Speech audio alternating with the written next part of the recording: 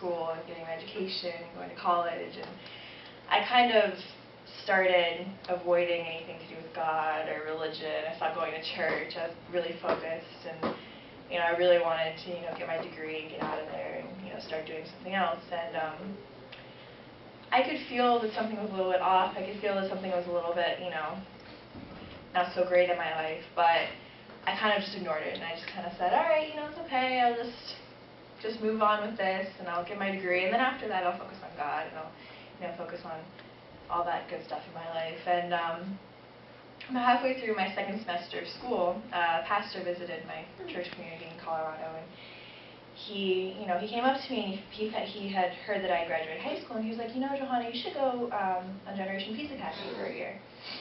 Just go do some service work, go interact with other people and learn about God. And at first I was very reluctant. I was like, I don't want to do that. I'm trying to get my degree. I want to be a doctor, like, I don't want this. And after a few weeks of thinking about it, I kind of decided, I was like, okay, I need to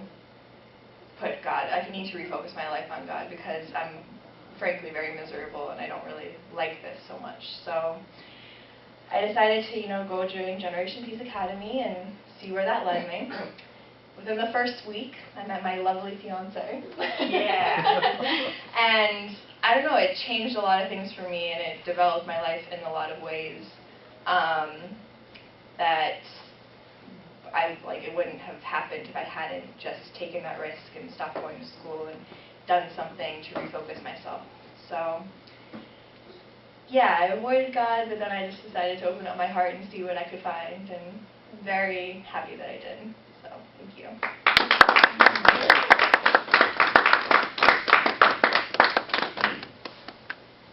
And as the future mother-in-law, I'd like to say I'm really happy too.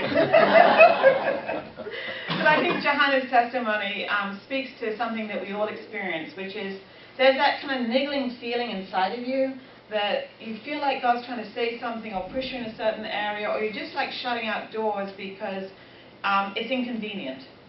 It's inconvenient to really believe in God, because if you believe in God, then you have to do something about it, right? A lot of us go around believing in God, but then our actions actually belie what we believe in. See if you recognize some of these scenarios. We say that we believe that God can transform my life.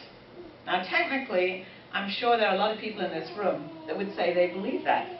But, on the other hand, we run around like a chicken with their head cut off, like doing this, doing that, because we're trying to transform our life by ourselves, instead of really allowing the power of God to come into our life and transform our lives. Or what about this one? We say, I believe God forgives me, right? Technically, we believe in a forgiving God. But then we listen to all the voices in our head that say we're unforgivable, that what we've done is too bad and too wrong, and God couldn't possibly forgive me. So there's this inconsistency. We say that God wants to comfort me, right? Because we think of God as a comforting God, and we technically believe that. But instead of really following through on that belief, we search for comfort elsewhere. We go to alcohol. We might go to drugs. Or we might go to cheesecake. That's my weakness. Or ice cream, right? Or we go on the internet. Or lots of people go to pornography. We go for all the things that we think might comfort us, instead of really believing and living in a comforting God. So this is where we have to have our lives, in one sense, catch up with what we believe, and instead of running away, we need to run toward God and see what God can do in our life. Have you ever said, well, I believe that God can guide my life, but instead of allowing Him to do that, we prefer to do things my way. So I think Johanna's testimony was a great example of that, because she said, oh, I believe that God can guide my life, but I think I'm going to go to medical school. And then this little voice in her head said, hey, wait a minute.